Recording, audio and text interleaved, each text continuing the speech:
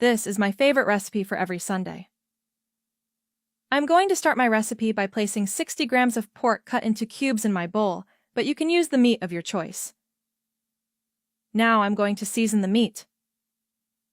I'll add 1 teaspoon of salt, adjusting the amount to taste.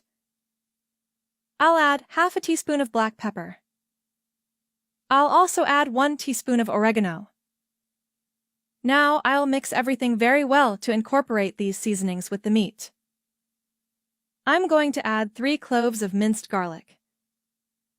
I'll add the juice of 1 lemon and mix again to blend all these ingredients. Look, my meat is well seasoned.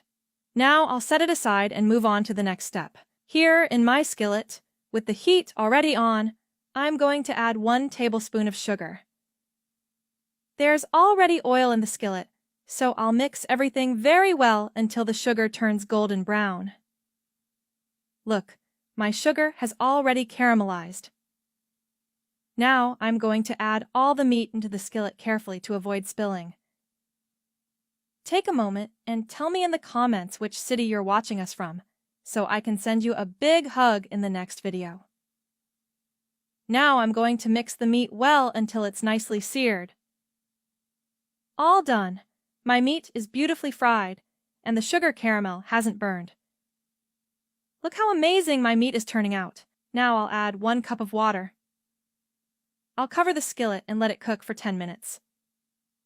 Look, the water has evaporated and the meat is perfectly cooked after 10 minutes. Now, continuing with our recipe, I'm going to add half a red bell pepper, diced. I'll add 1 red onion, diced. I'm using red, but if you don't have it, you can use white. I'll add fresh cilantro to taste. I'll add 3 cloves of minced garlic. I'll add 1 green bell pepper, diced. Now I'll mix everything very well. Look, our meat is already prepared. Now I'll add 1 cup of rice. Take a moment to share this recipe with all your family and friends so they can also make this delicious dish at home. Now I'll add 1 teaspoon of smoked paprika, and I'll mix everything very well again. Look, I've mixed everything well, and our recipe is looking amazing. Now I'll add another cup of water and mix everything thoroughly. I'll cover the pan and let the rice cook.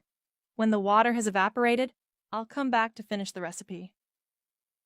Look, my rice is perfectly cooked, and the water has evaporated.